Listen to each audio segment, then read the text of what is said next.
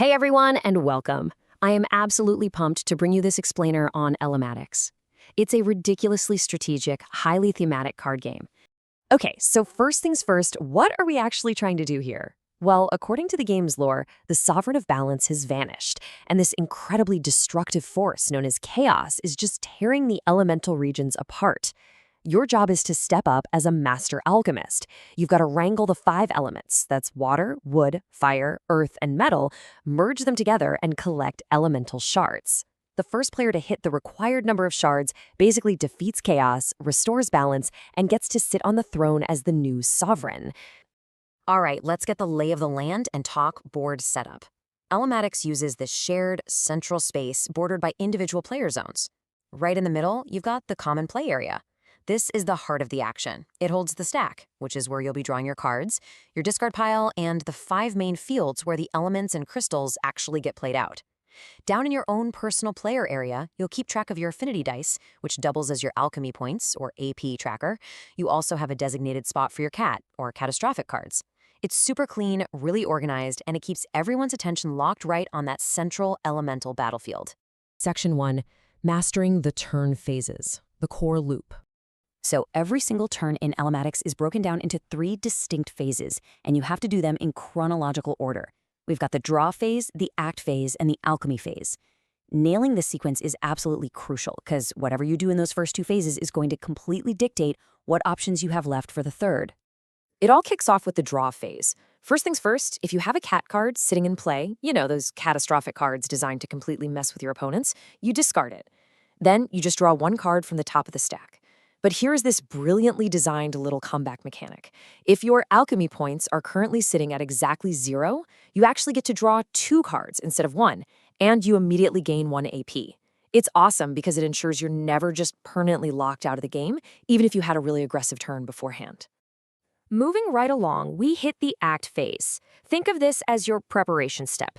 Here, you can buy extra cards to beef up your hand, but it's going to cost you 2 AP per card. Just keep in mind, you can't buy cards if doing so would drop your AP to 0, and your AP is hard capped at exactly 9. This is also the time you want to cast your spell cards. And get this, you can actually play an unlimited number of spells on your turn. Wild, right? Finally, you can play those cat cards we mentioned. You can use them to remove an existing threat on the field, or drop one into your area to literally block your opponents from playing a specific element until your next turn rolls around. Section 2.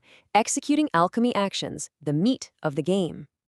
Okay, now we're in the alchemy phase. This is where the magic happens. During this phase, you get to choose exactly 1 action out of 6 possible options. You can start, link, enrich, detach, merge, or craft.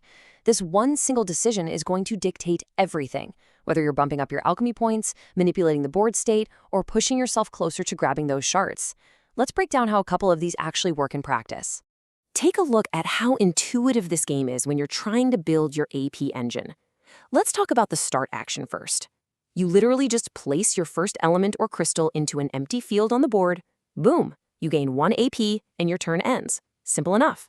But then there's the link action. Linking lets you chain up to 3 elements together in a single field.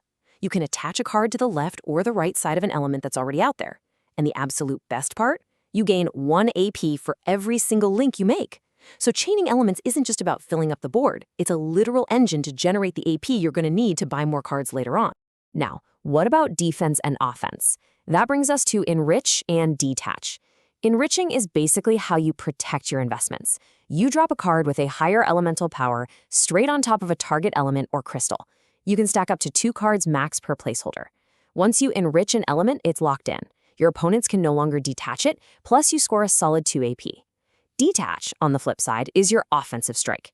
You use a higher power element to directly target another element's specific weakness at either end of a link. Both of those cards get discarded and you walk away with 1 AP. It is such a brutal, fantastic way to mess with an opponent who's getting just a little too comfortable building out their field. So you really have to weigh the trade-offs. But what if the board state is just a total mess and doesn't favor you at all? That is exactly when you craft. Crafting is your passive option. You basically ignore whatever chaos is happening in the fields, you pay 1 AP, and you draw 1 card from the stack. Section 3. Earning shards to win, the final countdown. All right, so we know the whole point of this is that we need shards to win, and we know we've been busy playing elements into those center fields. But how do we actually trigger the payout? How do you finally lock in those shards and take the throne? Well, it all comes down to the merge action. This is the big one, folks. When all 5 elemental fields in the common play area are completely filled, you can choose the merge action. Triggering this kicks off the shard calculation. You count up the total number of elements currently in play, and then you multiply it by whatever the chosen multiplier is for that specific game. But, and this is a massive catch, you have to remember this rule, right after you pull off a merge, your AP counter completely resets back to 1. So you're basically cashing in your massive board state for victory points, but then you've got to completely rebuild your momentum from scratch. So, how many shards are we actually aiming for here? Well, to put it into perspective, it depends entirely on your player count. If you're running a solo game, you're grinding for a hefty 60 shards. If you're going head-to-head in a 2-player duel, the target drops to 45.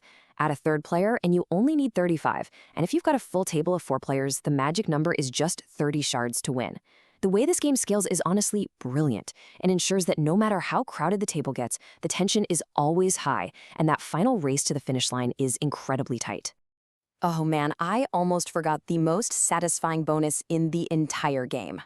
Remember way back at the start of the game when you picked your elemental affinity? Well, if you trigger a merge and the elements align with your specific affinity, you score a massive +5 bonus shards.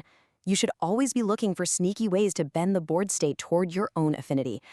I love how the manual wraps up the lore. It says, but be careful, chaos is lurking, waiting to tip the elements out of control. The fate of Nexus is in your hands. And honestly, you really feel that when you play.